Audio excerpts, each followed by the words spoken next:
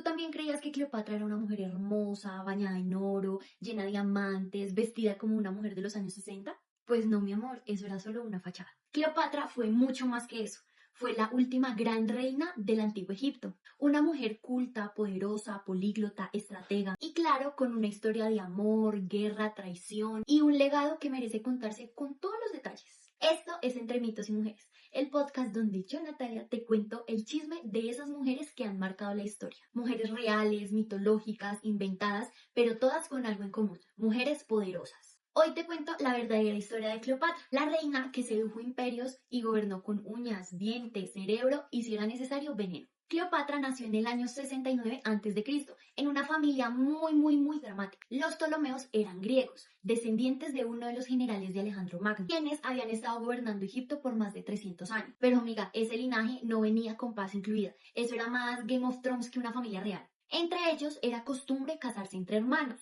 Sí, así como lo oyes, no por amor, por elección, sino porque creían que así iban a poder mantener la sangre pura en la familia. Y también iban a mantener el poder dentro del linaje. Así que cuando muere su papá, Ptolomeo XII, Cleopatra, con apenas 17 años, tuvo que compartir el trono con su hermano Ptolomeo XIII. Y como si no fuera suficiente, tenía 10 años. Y peor aún, tenía que casarse con él. Imagínate esta situación. Tú con pensamientos de liderazgo, empoderada, una mente política, y van y te casan con un niño de 10 años y aparte, rey. Como se esperaba, desde el comienzo, Cleopatra fue desplazada por los consejeros de su hermano.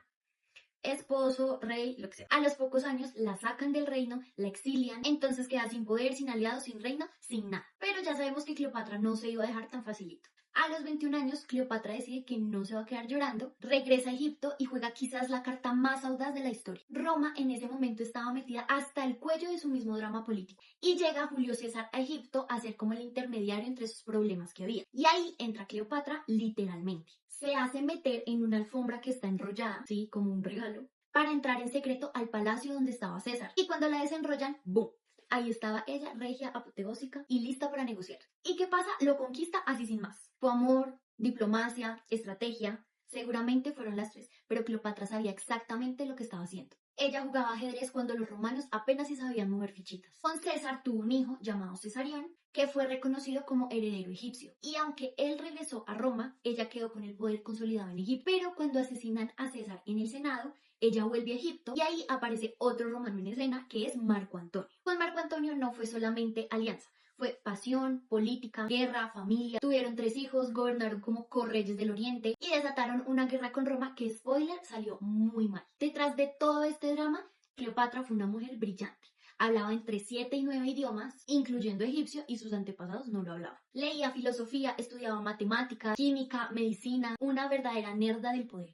Era una comunicadora hábil y sabía comunicar con símbolos. Se presentaba como la reencarnación de la diosa Isis, que en otro capítulo hablaremos de ella. Su maquillaje, su vestimenta, sus rituales, todo tenía un mensaje político. También administró el país con mucha inteligencia. Fortaleció la agricultura, estabilizó la economía, mantuvo alianzas con otros reinos y modernizó el sistema tributario. No era una figura decorativa, era una jefa y ella lo sabía. La guerra entre Marco Antonio y Octavio, el heredero político de César, fue el principio del fin. En la batalla pierden, Marco Antonio se suicida y Cleopatra también. La versión más famosa dice que murió por la mordida de una cobra egipcia, pero otras dicen que fue envenenada o incluso que fue una estrategia para que no se la llevaran como trofeo a Roma. Fue la última faraona y con su muerte Egipto fue absorbido por Roma. Pero su mito, su leyenda, su historia siguió viva. Y hoy, más de 2000 años después, los arqueólogos siguen buscando su tumba. La están buscando en Taposiris Magna, una zona cerca de Alejandría. Porque sí, ni en la muerte se dejó encontrar tan fácil.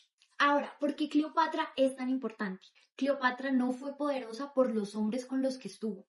Fue poderosa a pesar de los hombres con los que estuvo. Fue la última líder de una civilización milenaria y gobernó con sabiduría, pasión y decisión. Como raro, la historia escrita por los vencedores, los romanos, intentó reducirla a una mujer seductora, peligrosa y manipuladora, pero los hechos dicen otra cosa. Fue culta, fue estratégica, fue inteligente y fue firme. Gobernó durante más de 20 años un imperio lleno de enemigos. No fue perfecta, pero fue brillante y eso en una época de hombres era revolucionario. Obviamente Cleopatra sigue dando de qué hablar. Como se los mencioné anteriormente, han pasado 2000 años desde su muerte y aún hoy Cleopatra no los deja en paz. Mentiras, todavía no se encuentra la tumba de Cleopatra. Y aunque muchas versiones dicen que fue enterrada junto a Marco Antonio, en algún lugar secreto por allá en Alejandría, no es seguro. Desde hace años, un equipo de arqueólogos liderado por la egiptóloga dominicana Kathleen Martínez, creo que se pronuncia así, están buscando su tumba en donde les mencioné Taposiris Mac. Han encontrado túneles subterráneos, estatuas, monedas con su rostro y cada hallazgo parece acercarlos más, pero todavía no.